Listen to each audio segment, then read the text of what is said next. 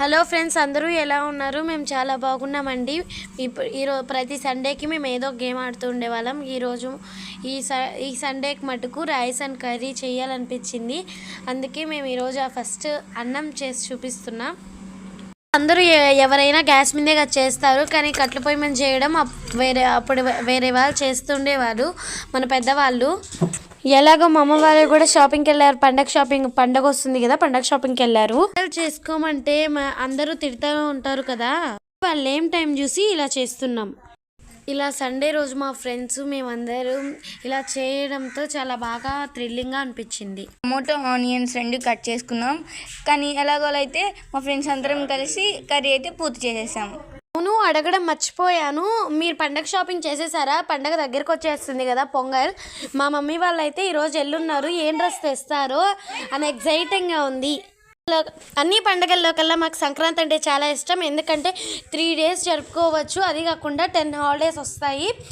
First రోజు అయితే భోగిమంట వేసుకుంటాం కదా, భోగిమంట వేసుకొని మార్నింగ్ చలిగాల్చుకుంటుంటే సూపర్ ఉంటుంది.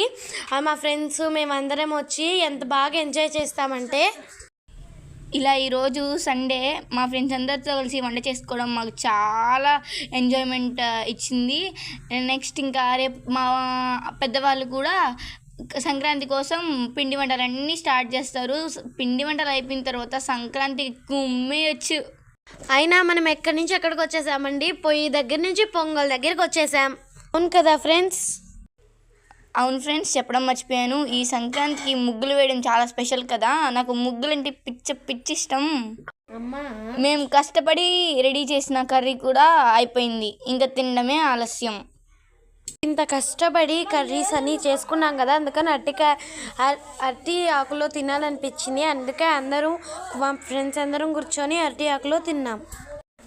ఇలా వంట చేసి అరిటాకులో భోంచేయడం చాలా స్పెషల్గా ఉంది. ఇంకా మా ఫ్రెండ్స్తో కలిసి చేయడం ఇంకా చాలా హ్యాపీగా ఉన్నాం. మీరు కూడా ఇలాంటి స్వీట్ మూమెంట్స్ అన్నీ గుర్తుపెట్టుకోండి, మీరు కూడా ట్రై చేయండి. ఇలా ఫ్రెండ్స్తో ఉండడం చాలా హ్యాపీగా ఉంటుంది. ఈ వీడియో మీకు నచ్చినట్లయితే లైక్ చేయండి, షేర్ చేయండి, సబ్స్క్రైబ్ చేయండి.